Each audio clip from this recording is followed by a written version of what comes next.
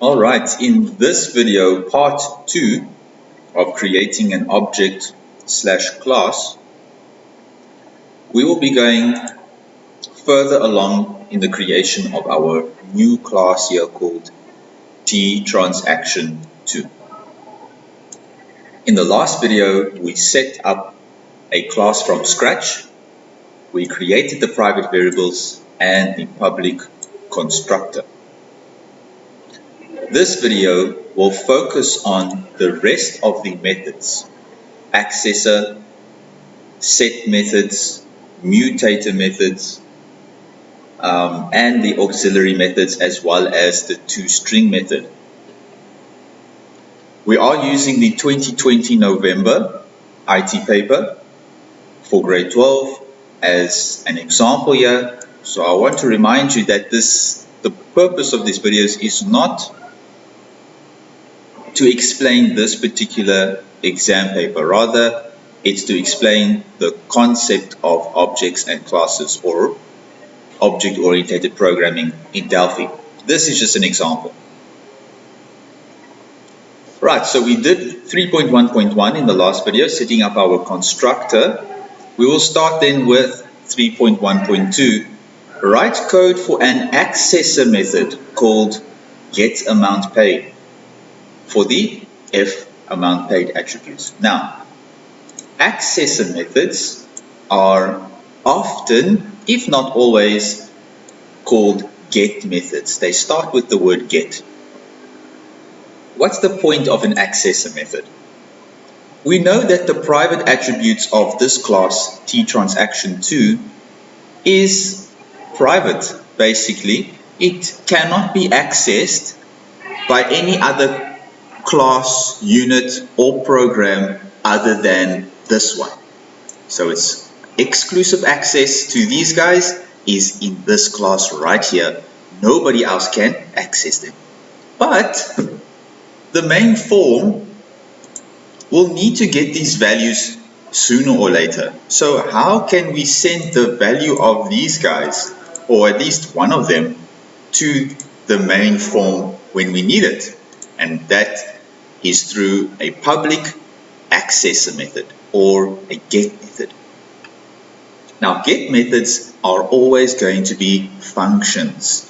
Why? A function returns a value. A procedure does not necessarily return a value.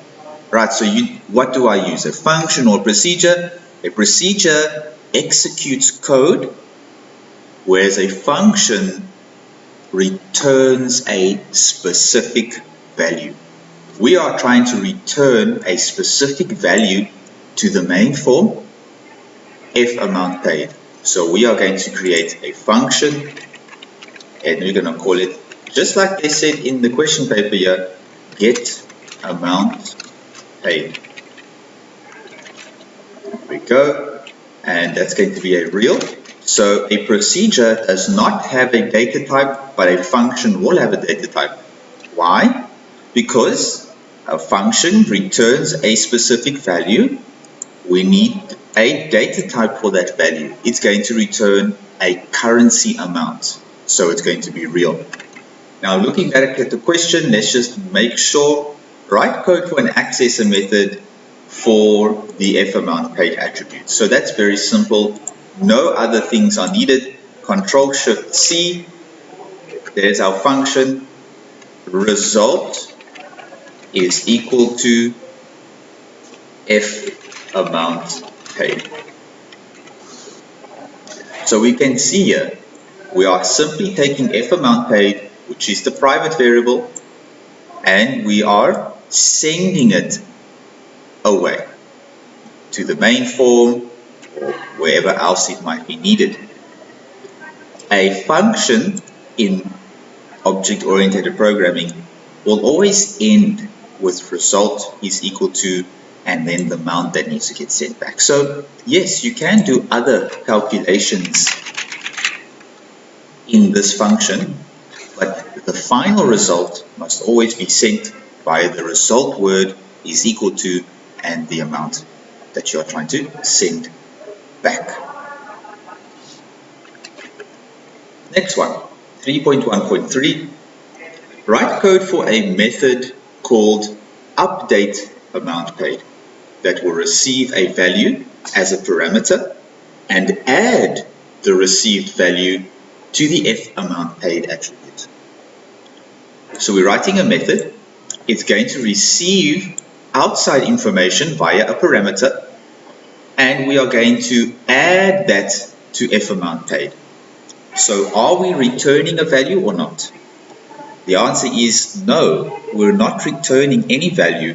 We are going to just be running some code, and I'm sure you'll understand in a moment.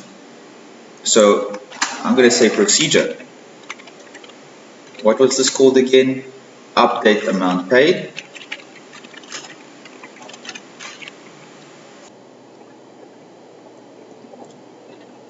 So a procedure will not have a data type. You just say the name of the procedure, and if there are any parameters, let's just go back and double check here. Yes, we will be receiving a parameter, which is the amount that F amount paid must be increased by.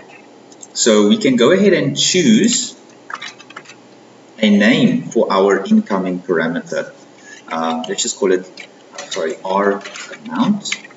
That will be a real data type. Now this data type here is not for the procedure, it's for the variable R amount. Now you might be asking, why can we make up this name? Shouldn't it match a name from where it's coming from? And the answer is no, it doesn't have to. It most certainly can, but it doesn't have to. When we get to the next video, hopefully, and we start coding this section of the program, I will reiterate and explain exactly why it doesn't have to be the same. But for now, you can make up whatever name you want, as long as the data type is correct. So update amount paid, Control-Shift-C, go. Now what are we doing here? We are trying to update this private variable F amount paid. So F amount paid is going to be equal to F amount paid. We are increasing it, we're not setting it. Very important difference there. We are going to increase it by R amount paid. Yes, we have no idea what R amount paid is yet or where it's coming from, but that will be sorted out later on when it is given a value. We just need to make provision for when it does happen. So F amount paid is going to be increased by R amount, and that's it. Now this is called a Mutator method. If this one was an Accessor method or get, this is a Mutator method or a set method. Often they call it set in the beginning of the name. That's because we are changing or updating or mutating, if you will, a private attribute with a new value. Very well, let's carry on to the next one. Looks like a bit of a longer one here. Write code for a method called calculate cost. So this will now is an example of an auxiliary method. An auxiliary method is any other type of method. One that's not a toString, it's not a accessor or a mutator method. It's just a general method where coding is done. So write code for a method called calculate cost that will use the transaction object's attributes to calculate and return the cost for hiring a container. Now the first thing we have to do is obviously when we declare it, we have to decide if this is going to be a procedure or a function. We need to look for some keywords here when we are reading the question. They say it's going to calculate and it's going to return the cost for hiring a container. So after we calculate it, we're going to give the final answer back. We're going to return it. That's going to be the result. Therefore, I'm going to make it a function.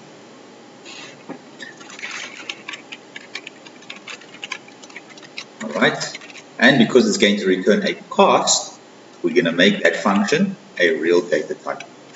They did not say anything about parameters here. In fact, they said we must use the transactions attributes, the private attributes, to go ahead and calculate this. So that's what we're going to do.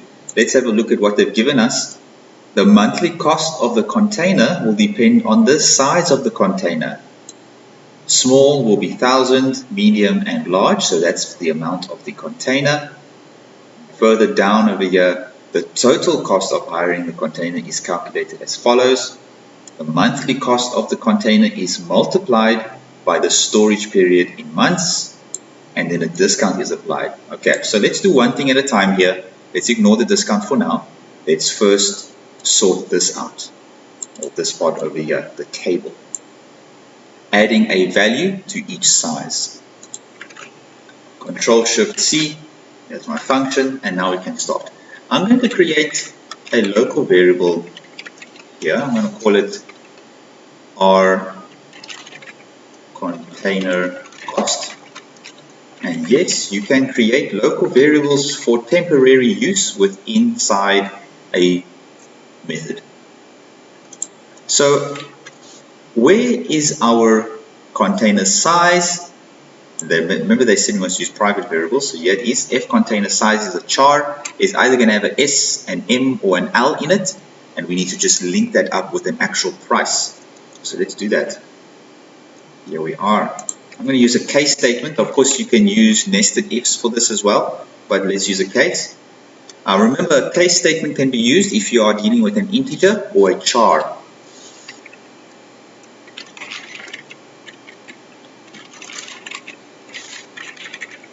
And we know our options here are going to be either an S.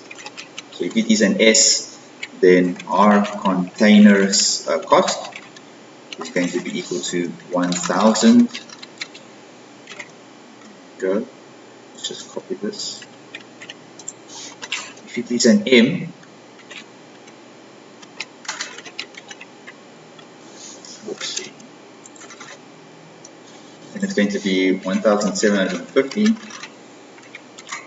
If it is an L for large, what was the large value? 2,500. And last but not least,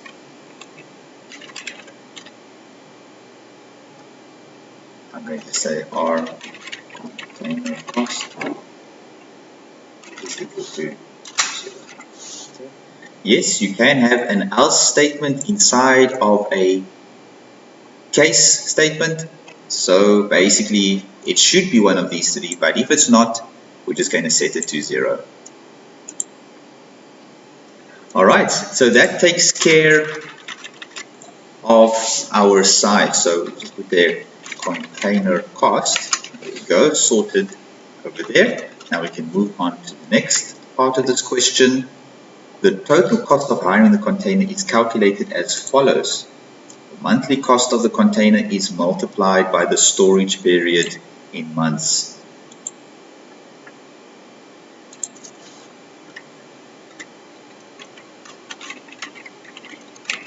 So I'm going to create another temporary variable here called R period cost.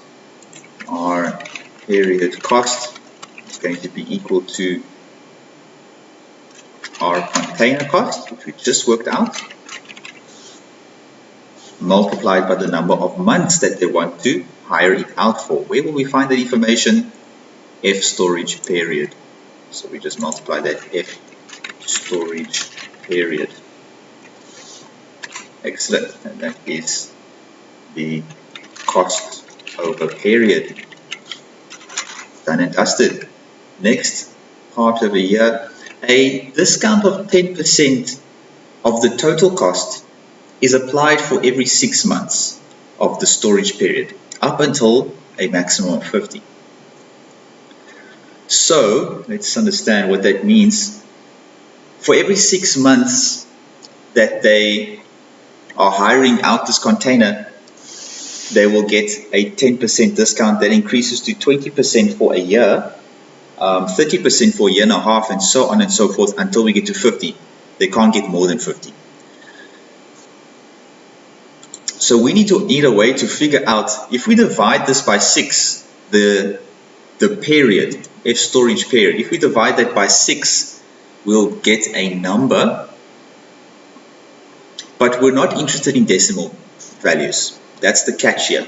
Alright, so obviously if F storage period was 12, we divide by 6, we get 2. So then they should get 20%. However, if the F storage period was 11 months, we divide by 2, we're not going to, we divide by 6, sorry, we're not going to get 2, we're going to get 1 point something. And then they don't qualify for the 20%, they still only qualify for the 10% because it's only 6 full months that they've rented. They get the 10% for the 6 months, but because they're short of 12 months, they won't get the 20%, which is for a year. So we need a way to figure that out. And we do have a way, we can use div. So if let's just do some calculations here. If I say F storage period div 6, then the answer I should get is an integer. Remember, this is integer division, so we will not get, it will basically ignore, cut out any of the remainders or decimal fractional values. It will just give us the whole values. So let's do some hypotheticals. Let's say they ordered for 5 months. If we div that by 6, 6 does not go into 5, not even once.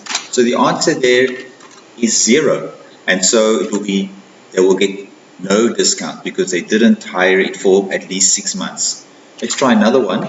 What happens if they hired it for 8 months? If we div that by 6, 6 goes into 8 once. So the answer will be 1. Yes, there is a remainder of 2 months, but remember, div doesn't worry about the remainders. So it will just be 1 times 10%, so they'll get 10% discount.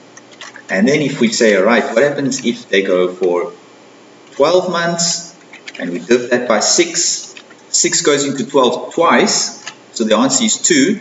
2 times 10 gives you 20%, so they get 20% discount. And let's do one more hypothetical. Let's go for 14 months, div 6. Again, 6 goes into 14 twice, and there is a remainder of 2, but we can ignore that. So 2 times 10 gives us 20% discount, and there we go. That's how we can work it out. So I'll use another case statement. Case F storage period div 6 is one of the following. If it is a 0, let's do all the options. If it's a 0, then we are going to work out the total cost here, including. So I'm going to say R total. R total is going to be equal to our cost of hiring. So this is the full cost, high period cost, multiplied by the discount. So we're going to multiply that by 0. Okay, yes, the answer is going to be 0. I could have just said 0, but I want to show you the calculation here. They're going to get, oopsie, whoa, what am I doing? What am I doing? Multiplied by 1. Okay, so that's no discount. It's going to be the original price of the container. But what happens if we div by 6 and we get 1 as an answer? Then our total is going to be equal to our period cost multiplied by 0.9. So what have we done here? If we multiply the original cost by 1, we get the original cost, no discount. But if we take the original cost and we multiply by 0.9, what have we done there to get 0.9? We've taken 10% out, which is 0.1, but that's 10% of 1. We've taken it out. So they're only going to pay 90% of the original cost. That's the same as getting 10% discount. If it is a 2, then our period cost is going to be multiplied by 0.8. So now we got 20% discount. And this is going to carry on. Okay, so I've cut forward a little bit. I've done the rest up until 5 over here. So if it is equal to 5, they will get 50% discount. They will only be paying half of the full amount. Now, they said that we can go up to a maximum of 50% discount, which means If they hire for even more than 5 periods, they should still not get any more discount. It should stay at 50%. So for instance, if it's now 6, we can't say 0 multiplied by 0.4 because that's exceeding the maximum value.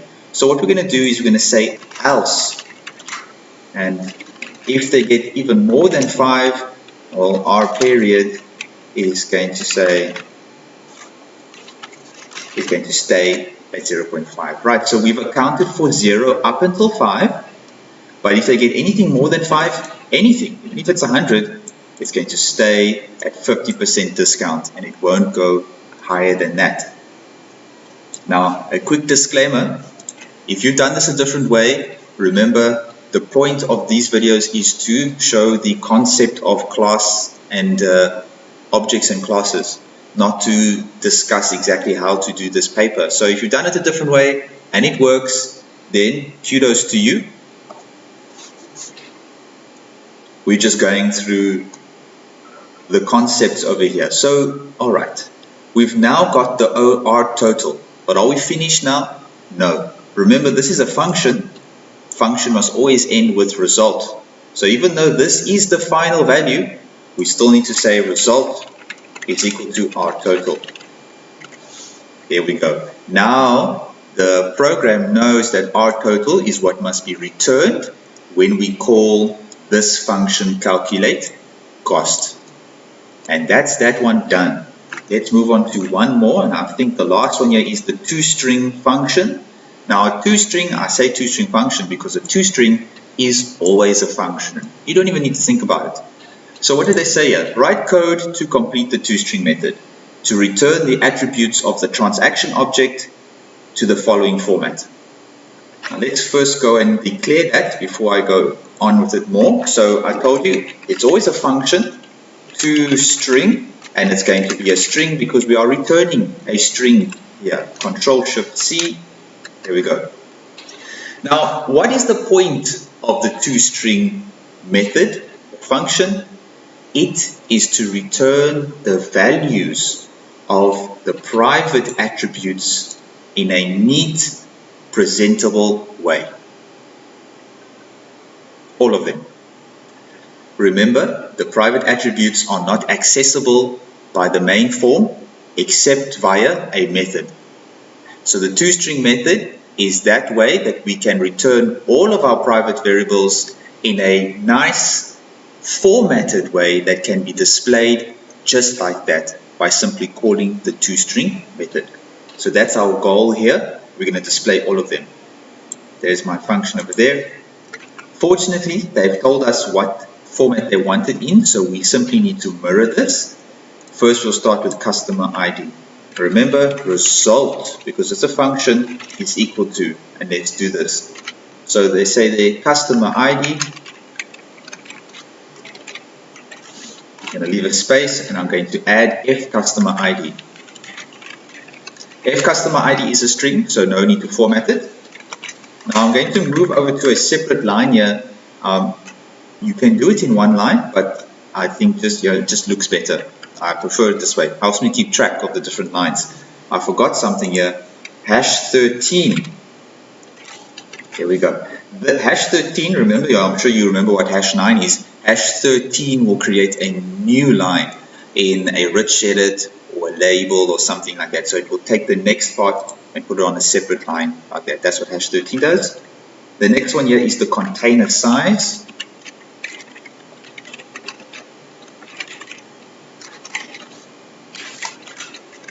The container size was, remember, it was a S, M, or L. That was a char. So F container size. A char will not need to be, forgot my plus over here. A char does not need to be converted either. Alright, next one over here is the storage period months.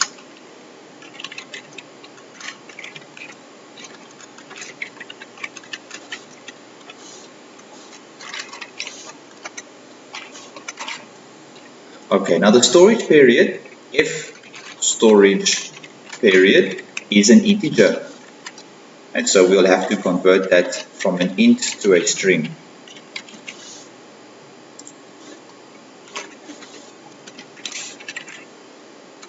Alright, I'm aware that it is a syntax error there, but I'll deal with that once we're done. The last one there is amount paid.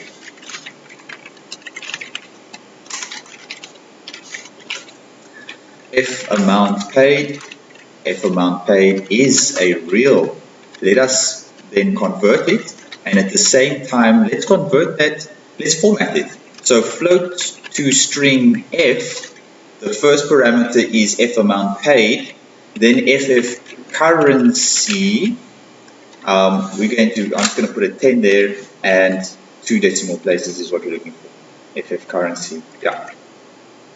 And that is it. Yes, that is the format they wanted, that's the format they got. Now what about this? Our conversions are not picking up. That is because this class is missing a couple of uses. Right, we can do it under interface, I believe. You can refer to this one to copy. Yes, we can. Interface. Uses, sysutils or system utilities. That method over there, which comes default when you create a new program. You can see that all these ones come default. Sysutils is always there. That contains our conversions and our FF currencies and things like that. So there we go, sorted. If that ever happens to you, you know in your class you forgot to add that use. It's kind of like when we work with random range or any of the math packages, we have to say math at the top by uses. Alright, that is our toString function. It's done, it's dusted. Frankly, I consider this to be free marks. It's not difficult to get this right. You know it's a function, you know that its result is equal to, you simply need to format it correctly. I think everyone can do that. They should be expected to at least. Alright, that is it then for setting up the class. According to this question, at least, it's complete.